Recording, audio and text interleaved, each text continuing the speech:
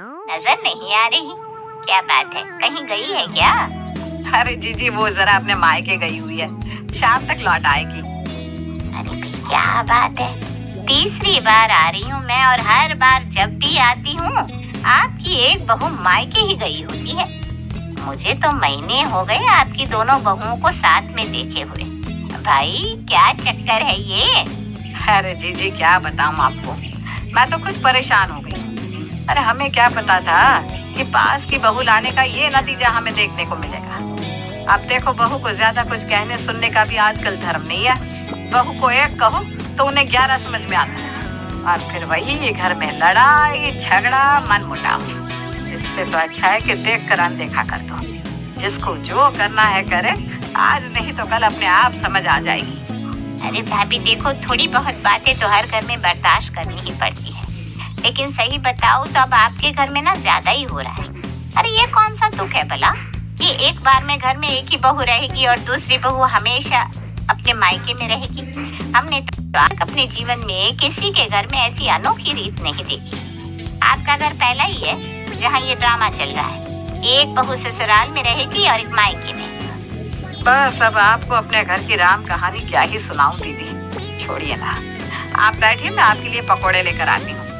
बहू शायद अपने कमरे में कुछ काम कर रही है। सिर्फ बुआ जी नहीं, घर पर आने वाले हर रिश्तेदार से शीला को यही बात सुनने को मिलती और सभी रिश्तेदार शीला को ही बहू को ठीक तरह से ना संभालने के ताने देकर चले जाते।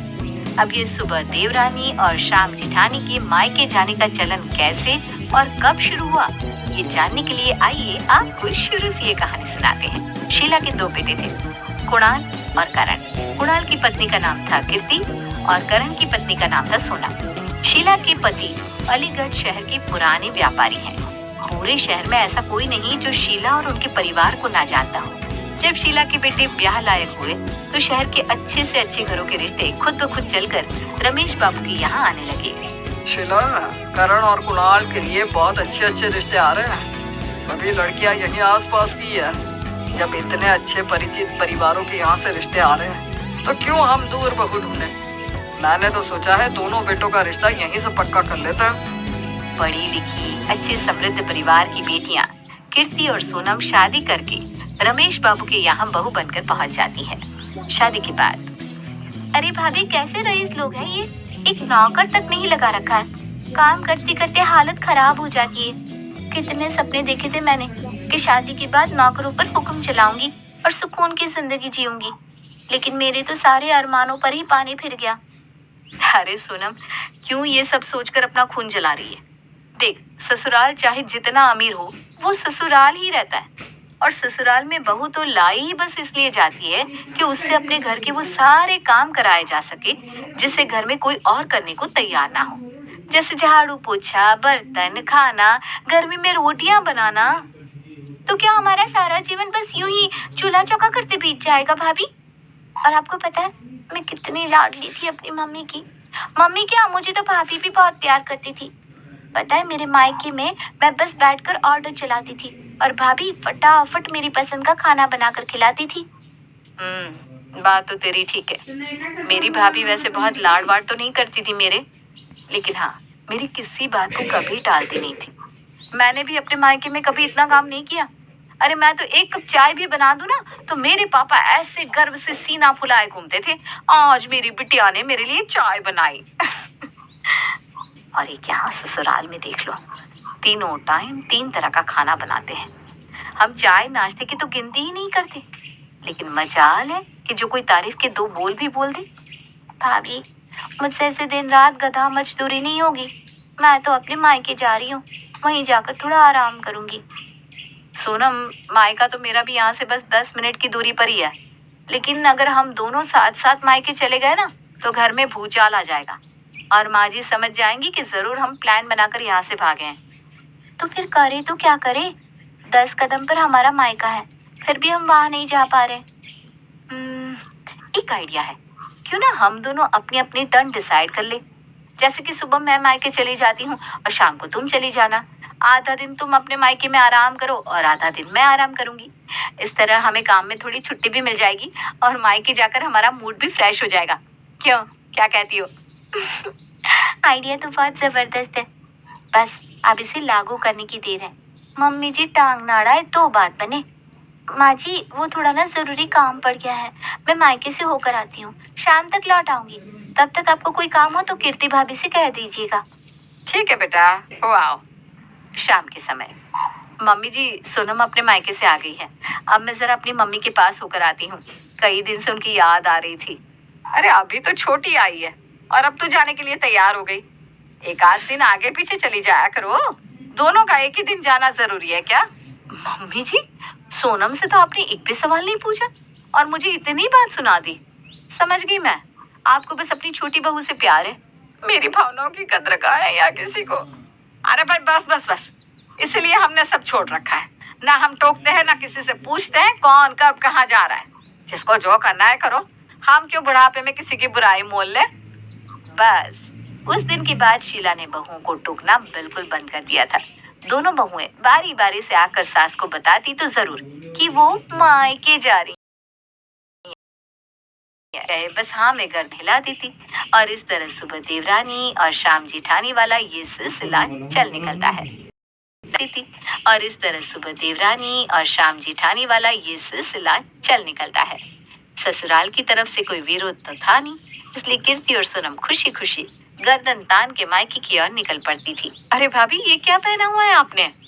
क्या हुआ कीर्ति, सूट पहना हुआ है? अच्छा नहीं लग रहा है क्या? अरे अच्छा लगने वाली बात नहीं है भाभी। अब देखो बड़ी किस्मत वाली हो आप, जो मम्मी ने आपको इतनी छूट दे रखी है। हमें देख लो, मजाल है जो हम लोग साड़ी के अलावा कुछ और पहनने के बारे में सोच भी लें। ठीक कह रही हो। अच्छा भाभी क्या बना रही हो? अरे वो तुम्हारे भैया ना आज कड़ी चावल के लिए बोल कर गए थे, बस उसी के लिए पकौड़ी उतार रही हूँ। देखो भाभी पकोड़े उतार ही रही हो ना तो थोड़ी ज्यादा बना लेना, और मेरे लिए ना प्याज और पनीर वाले पकोड़े जरूर बना देना। और सुनिए ना, थोड़ी सी टिफिन में भी पैक कर देना, करण जी को भी बहुत पसंद है पनीर के पकोड़े। अरे कीर्ति तुम गलत समझ रही हो, मैं कड़ी वाले पकोड़े बना रही हूँ, इस पे सिर्फ बेसन डलता है और कुछ नहीं। तुम्हारे स्नैक्स वाले पकोड़े ना फिर किसी दिन बना दूंगी, अभी थोड़ा लेट हो रहा है ना डिनर के लिए। अरे भाभी ये क्या बात हुई, पकोड़े तो पकोड़े होते हैं, बेसन तो आप घोल ही रही हो, थोड़ा सा पनीर प्याज और आलू भी काट लो तो कितनी देर लगेगी है? थोड़े से तो पकोड़े उतारने। अच्छा मैं अंदर बैठी हूँ, थोड़ी सी चाय भी बना देना, चाय पकोड़े खाने का मजा ही कुछ और होता है।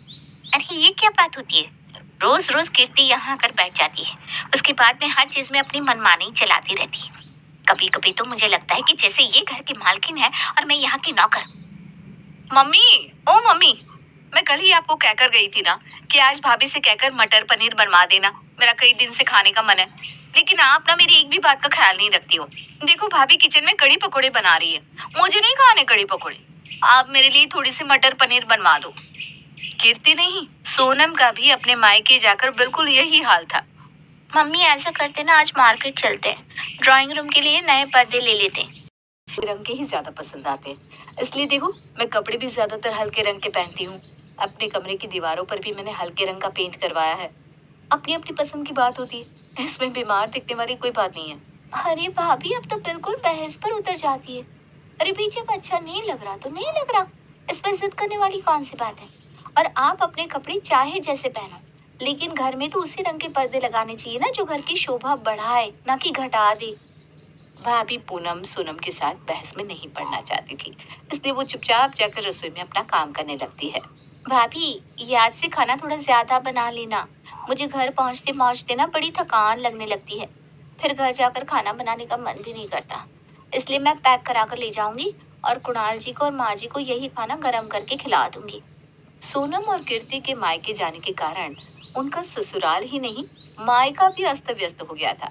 शादीशुदा बेटियों का मायके में जरूरत से ज्यादा दखल घर में कलेश को जन्म दे रहा था। एक दिन बस बहुत हो गया, अरे बहुत बर्दाश्त कर ली मैंने इन दोनों की मनमानी। आज तो मैं इन दोनों की माँ से ही पूछने वाली हूँ, अगर बेटियों से मन ही नहीं भर रहा था तो ससुराल भेजने की क्या जरूरत थी, अपने पास मायके में ही रख लेते। ये रोज रोज मायके और ससुराल आने जाने का झंझट भी खत्म हो जाता। अरे परेशान हो गई हूँ, इस घर में तो वही वाली बात हो गई कि ना बोलो तो लोग सर पर चढ़ने को तैयार हो गए। ऊपर से रिश्तेदारों को यही लगता है कि मैंने बहू को जरूरत से ज्यादा छूट दे रखी है। अब बताओ भला मैं क्या डंडा लेकर बहू के पीछे पीछे घूमूं? तब इन्हें समझ में आएगा कि बहू को ससुराल में किस तरह से रहना चाहिए। गुस्से में बड़बड़ाती हुई शीला फोन उठाकर सीधा कीर्ति की माँ को मिला देती है। नमस्कार बहन जी, कैसी हैं आप? हम तो ठीक है बहन जी, आप बताइए आप कैसी हैं? अभी तो सब ठीक है। जब तक हाथ पैर चल रहे हैं तब तक हम भी काम कर रहे हैं। जिस दिन हाथ पैर चलने बंद हो जाएंगे दिक्कत तो उस दिन से शुरू होगी। अरे अरे बहन जी, आपको दिक्कत क्यों होने लगी भला?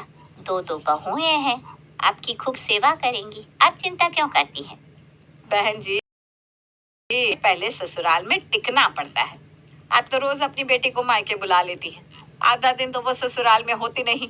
आज वही पूछने के लिए मैंने आपको फोन किया है कि आखिर ऐसा कौन सा काम अधूरा रह गया है जिसे पूरा करने के लिए आप रोज कीर्ति को मायके बुला लेती हैं। देखिए, बुरा मत मानिएगा, लेकिन कल को अगर आपकी बहू भी ऐसे ही रोज रोज ससुराल से अपने मायके जाने लगे तो आपकी घर गृहस्थी क्या चल पाएगी? देखिए, हम बहू के मायके जाने के विरोध में नहीं है, लेकिन आप भी बताइए हम करें तो क्या करें? बहुत दिनों तक बर्दाश्त करने के बाद आज आपसे ये बात कर रहे हैं। अरे बहन जी, ये क्या बात कर रही हैं आप? देखिए, सच बताए तो आपकी एक भी बात का हमें बुरा नहीं लगा। उल्टा हम तो खुद कितनी बार कीर्ति से कह चुके हैं कि ऐसे रोज रोज मायके आना कोई अच्छी बात ना है, लेकिन वो कहती है कि उसकी सास ने ही उसे कहा है कि वो रोज शाम को अपने मायके हो आया करे। अब जब उसने आपका नाम लिया तो हम भी मजबूर हो गए और ज्यादा कुछ कह ना सके। अब शादीशुदा बेटी को कुछ कह दो तो वो भी तो एक बवाल है ना। देखिए बहन जी, आप कीर्ति की माँ है, आपका कहा हुआ तो वो फिर भी दिल से नहीं लगाएगी, लेकिन हमने कुछ कहा तो उसे यही लगेगा कि मैं उसके मायके जाने से नाराज हूँ। बेहतर होगा आप अपने तरीके से बात को हैंडल कर लें। कीर्ति की माँ से बात करने के बाद शीला सोनम की माँ को फोन लगाती है और अपनी परेशानी उन्हें बताती है। बहन जी, अब तो समधन है हमारी, समधी मतलब एक परिवार। आपकी बात का बुरा भला हमें कहना कि गलती हमारी बेटी की है। अरे सच बताए तो हम खुद यही चाहते हैं कि सोनम अब अपनी घर गृहस्थी पर ध्यान दे। वो अपने ससुराल में मन लगाएगी तभी तो मेरी बहू भी यहाँ सुकून से रह पाएगी। इस दिन आज जीना मुश्किल करके रखा है मेरी बहू का। अब आप ही बताइए कैसा लगता होगा हमें, दो बहुओं के होते घर का सारा काम खुद निपटाते। अब बेफिक्र रहिए बहन जी, हम ही कोई उपाय निकालते हैं। अपनी बहू को सबक सिखाने के लिए शीला अपनी दोनों समधनों के साथ मिलकर एक योजना बनाती है। अगले दिन, मम्मी खाना बन गया क्या? नहीं बेटा, खाना अभी कहाँ बना, बस तेरा ही वेट कर रही थी। अरे मम्मी, उसमें वेट करने जैसी क्या बात है? मैंने कितनी बार बताया आपको, सुबह मैं दाल खिचड़ी खाकर आती हूँ, उसके अलावा कुछ भी बना लो खा लिया करूंगी। तो शायद समझी नहीं बेटा, तेरी भाभी मुझसे झगड़ा करके अपने मायके चली गई है। कह रही थी 2 सप्ताह के बाद ही लौटेगी। अरे मैंने भी नहीं रोका। अरे जाए तो जाए, मेरी बेटी है ना मेरे पास। क्यों बेटा कीर्ति? हाँ मम्मी, बिल्कुल ठीक कह रही, मैं हूँ ना आपके पास। तो बस बेटा, अब तो ऐसा कर, फटाफट से 2 सब्जी, पूरी और रायता बना ले। और हाँ, एक काम करना, जब रात का खाना हो जाए उसके बाद एक सूखी सब्जी और छोंक जाना। सुबह में मेरे काम आ जाएगी ना।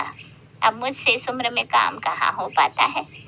अब बेटा तू शाम को तो आती ही है, पर सुबह में मैं क्या खाऊंगी, इसलिए अब से ना तू दोनों टाइम का खाना बना कर ही जाया कर, ठीक है बेटा? क्या मैं खाना बनाऊंगी? और नहीं तो क्या, तू नहीं बनाएगी तो कौन बनाएगा बेटा? चल जल्दी से बनाना शुरू कर दे, नहीं तो लेट हो जाएगा और फिर रात तक तुझे अपने ससुराल भी तो पहुंचना होगा ना। अरे मम्मी ने ये क्या कांड कर दिया, क्या जरूरत थी भाभी को मायके भेजने की? कीर्ति बेटा, मैं तो तुझे याद दिलाना ही भूल गई। ऐसा करना, आज अपने ससुराल वालों का भी खाना ना याद से बना लेना।